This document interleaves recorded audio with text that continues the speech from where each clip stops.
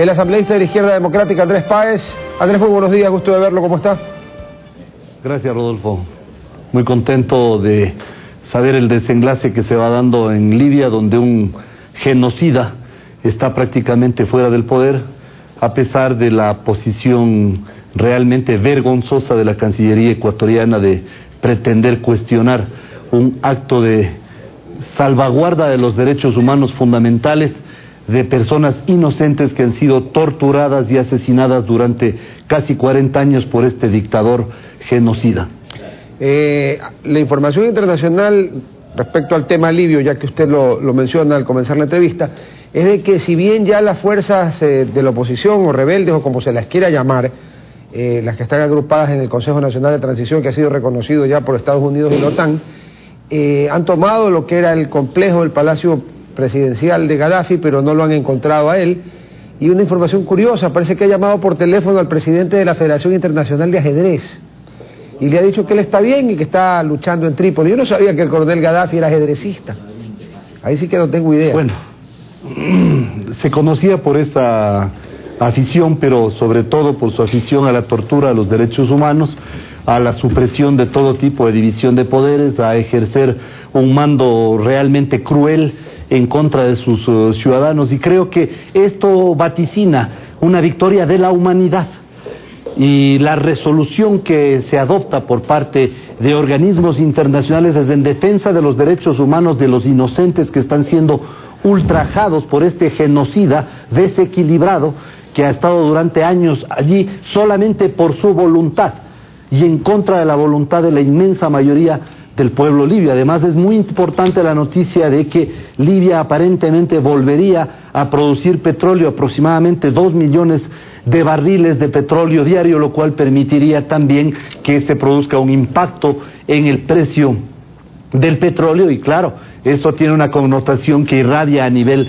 mundial, entre ellos para nuestro país, que es país productor de petróleo. Sí, aproximadamente Libia exporta 1.800.000 barriles de un petróleo de altísima calidad, que básicamente está destinado por razones geográficas a la Unión Europea.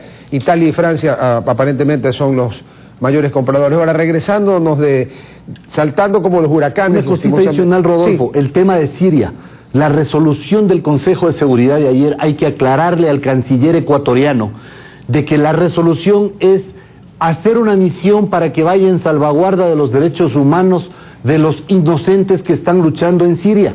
No es a favor o en contra del gobierno, simplemente es una resolución en defensa de los derechos humanos que el canciller tanto dice defender. Ya, sí, y en el caso, tanto el caso de Libia como Siria, son gobiernos que llegaron al poder después de derrocar a monarquías constitucionales que surgieron después de la Segunda Guerra Mundial, si no me acuerdo mal. Ninguno de ellos tenía una legitimidad basada en urnas. Bueno, en Egipto también los señores militares que eran presidentes ganaban, entre comillas, todas las elecciones. No haya habido un problema. El Islam y la democracia, para quienes algo han leído del tema de cómo es la forma del Islam, el Islam y la democracia no se llevan bien. No es un tema que esté arraigada en la mente del Islam. Si usted se pega una leidita por Al-Qur'an, que fue pues revelado por Alá al profeta Mohammed, verá pues que ahí no hay mucho tema ese. Más bien son los regímenes autocráticos y teocráticos, como el de Arabia Saudita, por ejemplo. Pero bueno, asambleísta, parece que les van a cortar las vacaciones, que parece que el 30 hay pleno para ya repartir las comisiones. ¿Entra o no entra en el reparto? Bueno, de ninguna manera. Gracias a Dios, después de un largo recorrido en la política ecuatoriana, ni siquiera mis adversarios han podido poner en duda mis actuaciones. Salgo una vez más incólume de repartos, de troncha, de todas estas cosas que nos han avergonzado a los legisladores, a la asamblea, al país entero. Y creo que es importante dar ese paso de conformar las comisiones. Ahora, ojalá Cordero cumpla con su palabra. Algún rato él dijo que se va a buscar que la conformación de comisiones sea más democrática, que se elijan los perfiles más apropiados en función de las afinidades que estos tengan con las materias que correspondan a cada una de las comisiones.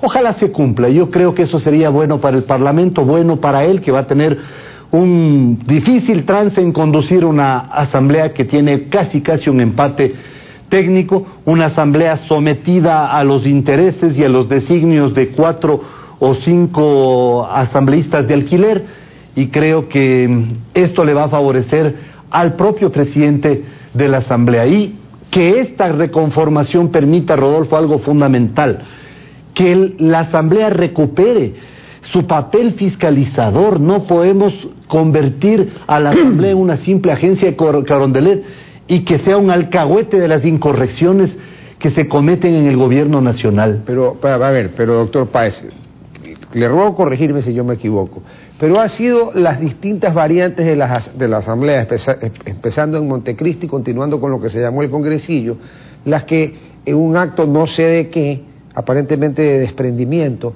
resolvieron abdicar de los poderes que son connaturales a todas las funciones legislativas y a los parlamentos en el mundo.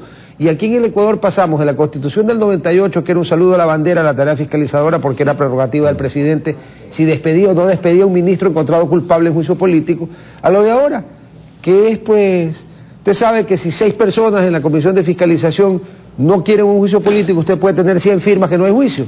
Entonces, sí, ¿qué hacemos? Realmente es una barbaridad el sistema que se ha empleado, y creo que debemos recuperar un trámite sumario al interior del Pleno para que estos temas se discutan allí, para que en el Pleno se pueda escuchar incluso la defensa del encausado, porque tampoco, Rodolfo, podemos volver a esos sainetes del pasado en donde aquellos viejos denunciólogos hicieron de la fiscalización un negocio sobre la base de la extorsión y el chantaje. No podemos volver a eso, pero tampoco estar en la inacción total como ahora, como en el caso del ministro de Energía, que yo lo enjuicié políticamente, y la presidenta de la Comisión de Fiscalización y sus miembros, en mayoría, dijeron no hay pruebas para enjuiciarlo. En medio de los apagones dijeron no hay pruebas para enjuiciarlo, sin entender que en el juicio político la responsabilidad es por actos de gobierno, no es una responsabilidad penal, ni civil, ni administrativa. Eso hay que recuperar,